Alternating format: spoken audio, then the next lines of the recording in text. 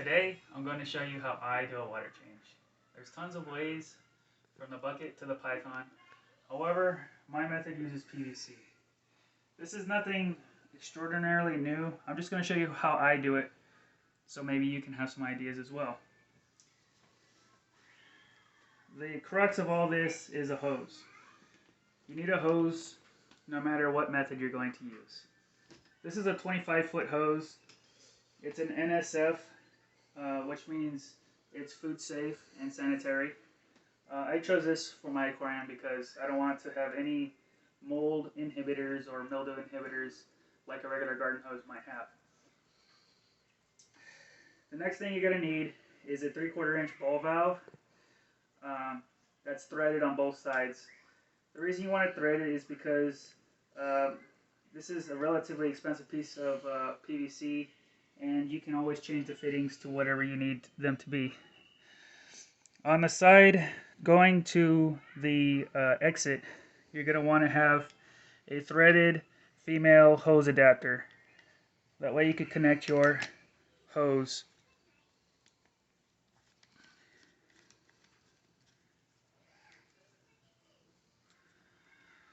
And notice there's Teflon tape in there that'll prevent leaks. On the other side is a threaded female 3/4 inch PVC adapter.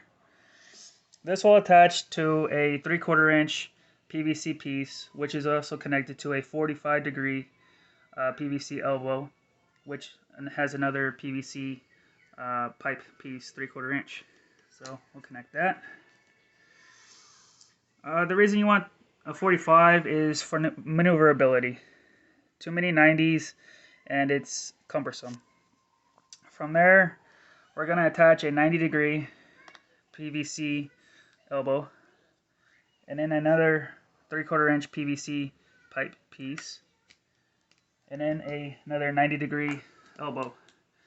These are both slip elbows. If you're wondering why I didn't use street elbows, it's because I wasn't sure if there was going to be enough room for my tanks, the lip on my tank. You can use street elbows. From there,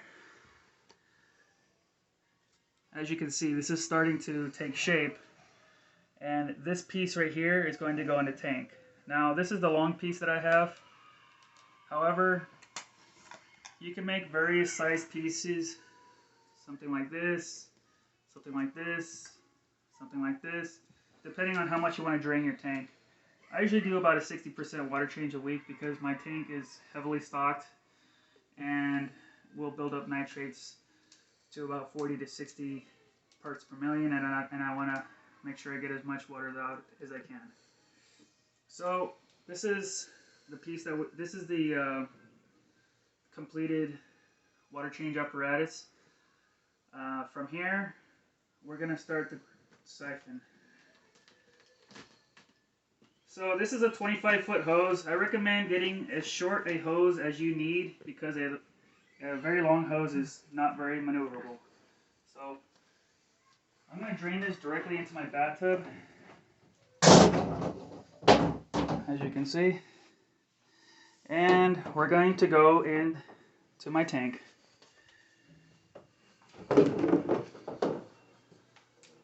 So part of the reason you want a ball valve is because you don't want to have an accident. You want to be able to shut off the water in case anything happens. Also, if you'll notice, this tee right here has knitting, or I'm not sure what this material is called, but it's a mesh. And behind that mesh is also a coarse piece of foam, just in case my fish get curious. I don't want them going down the drain. So to start the siphon, let's lift the hood.